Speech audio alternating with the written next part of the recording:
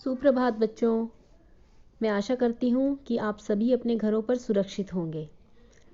बेटा, आज हम हिंदी में पाठ 3 साना साना हाथ जोड़ी पढ़ने जा रहे हैं।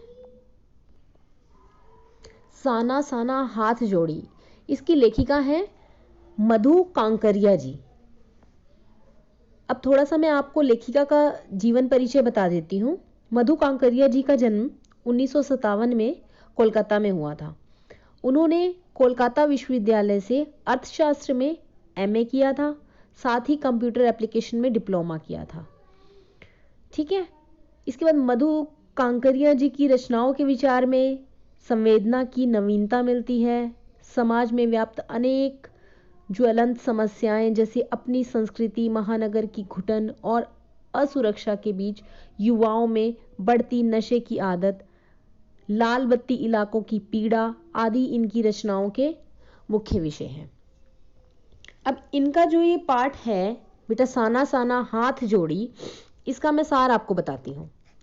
साना साना हाथ जोड़ी जो ये पाठ है, ये एक यात्रा वृत्तांत शैली में लिखा गया है। ठीक है। इस पाठ में लेखिका ने भाव शून्यता, भागम भाग और यंत्रवत जीवन की ऊब से दूर यात्राओं को लेकर ये रचना की है और उन्हीं की यात्राओं के अनुभवों को उन्होंने अपने इस यात्रा वृत्तांत में शब्दबद्ध किया है। साना साना हाथ जोड़ी में पूर्वोत्तर भारत के सिक्किम राज्य की राजधानी गैंगटॉक और उसके आगे हिमालय की यात्रा का वर्णन किया गया है। इसमें लेखिका ने बताया है कि किस तरह से उन्होंने यात्रा में क्या क्या देखा, क्या क्या हुआ, सारी चीज़ें उन्होंने बताई हैं। साथ ही साथ इस यात्रा वृत्तांत की यह भी विशेषता है कि लेखिका अपने सामाजिक दायित्व के प्रति भी सजग हैं और मेहनतकश इंसानों के प्रति भी उनके मन में सम्मान का भाव है। यहाँ पर लेखिका बताती हैं कि रात के समय जब गैंगटॉक शहर जगमगाता प्रतीत होता था और मेहनतकश बादशाहों का शहर था वो, तो जिसका सब कुछ सुंदर था, सुबह शाम रात उन्हें सब कुछ अच्छा लगता था, सुंदर लगता था। इसमें लेखिका ने क्या किया, जब वो जा रही थी, वो यूथ मॉन्ग के लिए निकलना था उन्हें, तो सुबह जब वो सोकर उठी तो उठते ही वो बालकनी की तरफ भागी, क्योंकि उन्होंने कंचनजंगा को देखना था। कंचनजंगा क्या है? हिमालय की तीसरी सबसे बड़ी चोटी है, लेकिन आसमान में इतने सारे बादल छाए हुए थे कि उन्हें कंचनजंगा दिखाई नहीं दी, पर फूलों के विविध रूप अवश्य दिखाई दिए। और लेखिका अति उत्साह के साथ अपने ड्राइवर कम गाइड जितेन नार्गे से पूछने लगती हैं कि क्या वहां बर्फ मिलेगी। अब जहां पर लेखिका जा रही हैं वो उनसे पूछ रही हैं कि वहां पर बर्फ होगी, वहां पे कैसा मौसम होगा, क्या होगा, और उन्हें चलने के लिए कहते हैं। आगे चलते हुए मार्ग में एक सफेद बौद्ध पताकाएं लहराती हुई दिखाई देती हैं। इन पर मंत्र लिखे हुए थे और नार्गे में लेखिका को बताया कि जब बुद्धिस्ट की मृत्यु होती है तब उसकी आत्मा की शांति के लिए 108 श्वेत पताकाएं फहरा दी जाती हैं। बेटा, पताका का मतलब होता है झंडे, श्वेत मतलब सफेद झंडियां लगा दी जाती हैं। किसी नए काम की शुरुआत के समय रंगीन पताकाएं फहराई जाती हैं।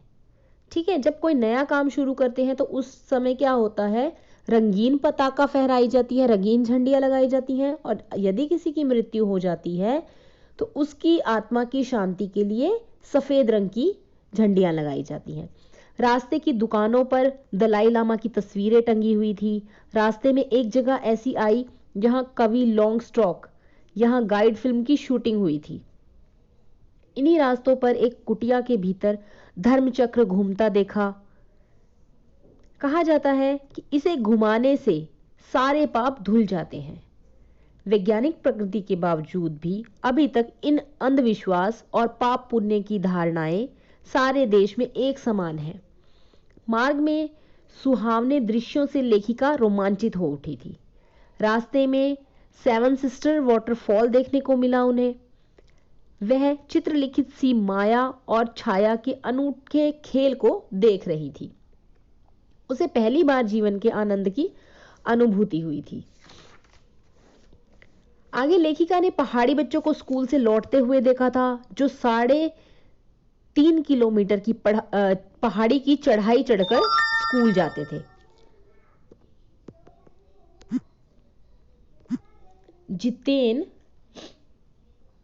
जितेन ने बताया कि यहाँ पहाड़ी जीवन बहुत कठोर होता है। अधिकांशतः बालक पढ़ाई के साथ साथ शाम के समय अपनी माँ के साथ मवेशियों को चराते हैं। मवेशी होते हैं बेटा पालतू पशु। वे उन पालतू पशुओं को चराते हैं, पानी भरते हैं, लकड़ियों के गट्ठर ढोते हैं। आगे लेखिका ने दूध देने वाले ढेर सारे याक देखे। अब लेखिका की जीप चाय के बागानों से गुजर रही थी। नीचे चाय के हरे हरे बागान थे। युवतियां वहां से चाय की पत्तियां तोड़ रही थी। वे वहां तिस्ता नदी पर बने लकड़ी के एक छोटे से घर में ठहरे। वहां रात को जितेन अपने संगी साथियों के साथ नाचा। इसके अतिरिक्त लेखिका की 50 वर्षीय सहेली मणि ने भी एक जानदार नृत्य प्रस्तुत किया। उसमें असीम आनंद भरा था। लेखिका तिस्ता नदी के तट पर घूमने निकली। वहां उसे बर्फ नहीं मिली। वहीं एक सिक्किमी नवयुवक ने बताया कि प्रदूषण के कारण स्नोफॉल कम होती जा रही है। फिर कटाव जाने पर शर्तिया बर्फ मिल जाएगी। यह भारत का स्विट्जरलैंड है। स्विट्जरलैंड में क्या होता है बेटा, सबसे ज्यादा बर्फ पड़ती है, इसलिए इस जगह को, कटाव को, भारत का स्विट्जरलैंड कहा है उन्होंने। पर अभी तक टूरिस्ट स्पॉट नहीं बना था। कटाव का रास्ता खतरनाक था। एक जगह चेतावनी लिखी हुई थी कि if you are married divorce speed. कटाव के बीच करीब आते हुए नार्गे ने बताया, देखिए एकदम ताजा बर्फ है, लगता है रात में ही गिरी है ये बर्फ। साबुन के झाग की तरह सब और गिरी हुई बर्फ थी। लेखिका की इच्छा हुई कि वह बर्फ पर लेटे, बर्फ पर खेले। मणि ने बताया कि ये हिम शिखर जल स्तंभ के हैं। पूरे एशिया के प्राकृतिक सर्दियों में बर्फ के रूप में जल संग्रह कर लेती हैं और गर्मियों में यह बर्फ पिघलकर जलधारा बनकर हमारी प्यास बुझाती है। इस तरह लेखिका पहाड़ों के कठोर जीवन के बारे में सोचकर उदास हो जाती है और यहाँ तैनात जवान भी कष्टमय जीवन बिताते हैं। पौष और माघ के महीने में यहाँ पेट्रोल के अलावा सब कुछ जम जाता है। यहाँ माओवादियों के हमले का खतरा भी बना रहता है। माओवादी अपने किसी साथी की लाश सरकार के हाथ नहीं लगने देते। वहां बंदर का मांस खाया जाता था। कहते हैं कि इससे कैंसर नहीं होता। यूथ मॉन्ग में जब एक चिप्स बेचती युवती से पूछा कि क्या वह सिक्किमी है, तब उसने कहा वह इंडियन है। यह सुनकर बड़ा अच्छा लगा। अब सिक्किम भी भारत का अभिन्न अंग है। रास्ते में जितेन ने अनेक प्रकार की जानकारियां दी। इस पत्थर पर गुरु नानक के फुटप्रिंट हैं। कहा जाता है कि गुरु नानक की थाली में से थोड़े से चावल छिटक कर बाहर गिर गए थे और उसी जगह पर चावल की खेती की जाती है। उसने एक स्थान खेदुम बताया। यहाँ देवी देवताओं का निवास है। यहाँ के लोग पहाड़, नदी, झरने की पूजा करते हैं और उनका कहना है कि अगर इनको गंदा किया जाएगा तो वे मर जाएंगे। मतलब कुछ ऐसी चीजें हैं, कुछ अंधविश्वास हैं आजकल भी वहां पर फैले हुए कि इनको गंदा किया जाएगा तो वो मर जाएंगे। ठीक है। उनके अनुसार गैंगटॉक का असली नाम गंतोक है और गंतोक का मतलब होता है पहाड़। ठीक है बेटा, इस पाठ का सार यही है जो मधु कांकरिया जी बताना चाहती हैं। उन्होंने पहाड़ों की सुंदरता, उन्होंने यात्रा में क्या क्या देखा, इन सब चीजों का उन्होंने वर्णन किया है। उन्हें क्या अच्छा लगा, क्या बुरा लगा, हर प्रकार की चीजों का वर्णन किया है।